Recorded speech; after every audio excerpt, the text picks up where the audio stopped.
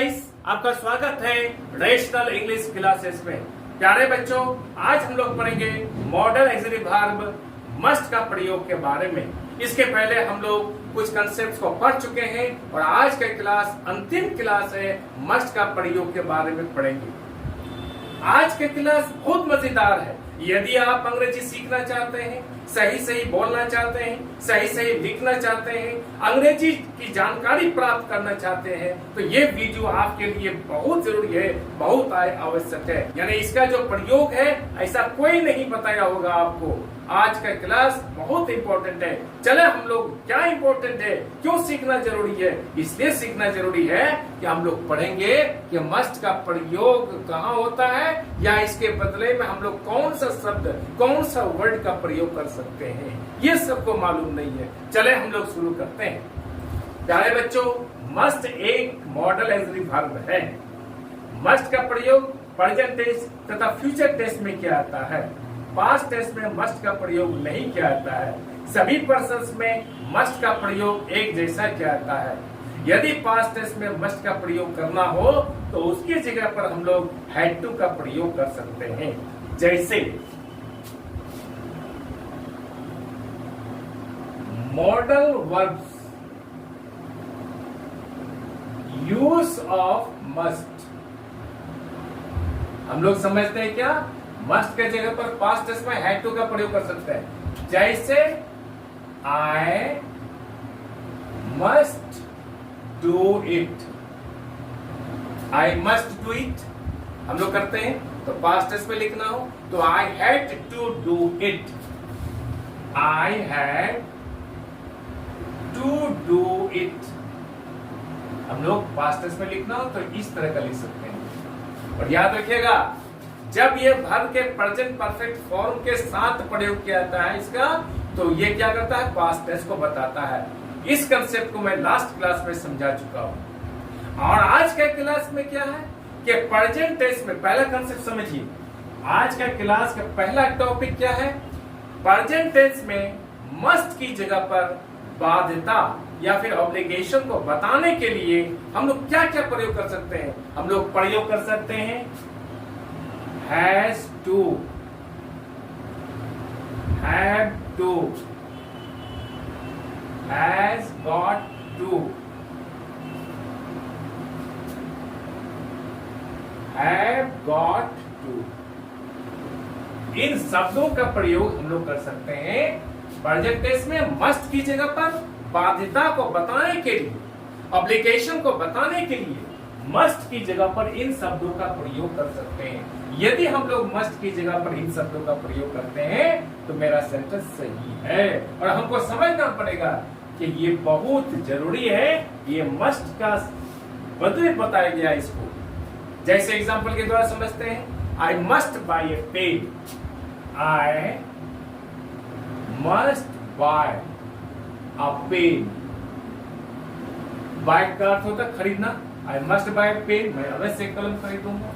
इसके जगह पर हम लोग क्या कर सकते हैं, I have to buy a pen, I have to buy a pen. देखिए, I have to buy a pen और I must buy a pen, दोनों का मीनिंग सेम है, दोनों का अर्थ सेम है। उसके बदले हम लोग क्या प्रयोग कर सकते हैं और भी, I have got to buy a pen, I have got to buy a pen. प्यारे बच्चों ध्यान दीजिएगा, मैंने बोला ऐसा आपको कोई नहीं पढ़ाया होगा आज तक। I must buy a pen कर सकते हैं, या I have got to buy a pen कर सकते हैं, या I have to buy a pen कर सकते हैं। तीनों का अर्थ सेम है। तीनों का अर्थ क्या करता है, बाध्यता को बताने के लिए, ऑब्लिगेशन को बताने के लिए प्रेजेंट टेंस में किया जाता है। ये कंसेप्ट क्लियर हो गया। अगर हम कहते हैं I must buy a pen, उसके बदले हम लोग कर सकते हैं I have to buy a pen, या फिर I have got to buy a pen. इसका अर्थ समझ गए, इसका और दूसरा अर्थ नहीं निकालिएगा।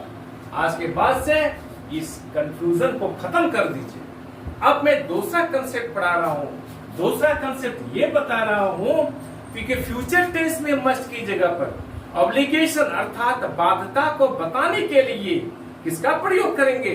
शैल विल प्लस हैव टू का प्रयोग करेंगे। Shall oblique will plus have to का प्रयोग करेंगे। शैल या विल दोनों में से एक को, उसके साथ हैव टू का प्रयोग करेंगे। फ्यूचर टेंस में मस्ट के स्थान पर बाध्यता या ऑब्लिगेशन को बताने के लिए। अब इसको हम एग्जांपल के द्वारा समझते हैं।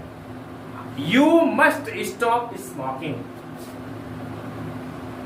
You must stop smoking. तुम अवश्य स्मोकिंग छोड़ दो। आगे फ्यूचर टाइम हम लोग क्या कर सकते हैं? इसकी जगह पर, मस्ट की जगह पर, you will have to stop smoking. You will have to stop smoking। देखिए, shall will दोनों में से एक प्लस have to का प्रयोग कर सकते हैं। तो यहाँ you must stop smoking की जगह पर सब्जेक्ट यहाँ हो गया, shall या will में से एक will हो गया। have to का प्रयोग हम लोग यहाँ किया। You must stop smoking. इसके बदले में हम लोग फ्यूचर टाइम में मस्ट के जगह पर शैल या विल प्लस हैव टू का प्रयोग कर सकते हैं, जैसे यहाँ बताया गया है, you will have to stop smoking. देखिए कितना इंपॉर्टेंट कंसेप्ट है। हम इसको भी ले सकते हैं या इसके बदले में इसको ले सकते हैं, फ्यूचर टाइम में बाध्यता को बताने के लिए, ऑब्लिगेशन को बताने के लिए। प्यारे बच्चों, आई एम श्योर ये वीडियो आपको अच्छी लगी होगी और ये दोनों कंसेप्ट्स को आप समझ गए होंगे। आपसे रिक्वेस्ट है, विनती है कि आप चैनल को लाइक और सब्सक्राइब कर दीजिए तथा बगल वाले बेल आइकन को दबा दीजिए, जिससे कि हर आने वाला वीडियोस का नोटिफिकेशन आपको मिलता रहे। यदि आप चैनल को लाइक और सब्सक्राइब करते हैं तो इससे मुझे खुशी मिलती है, हौसला बढ़ता है और इसी की बदौलत यानी आप ही की सहायता से आज मैं यहाँ तक पहुंचा हूँ। आज हम लोग यहीं रखते हैं।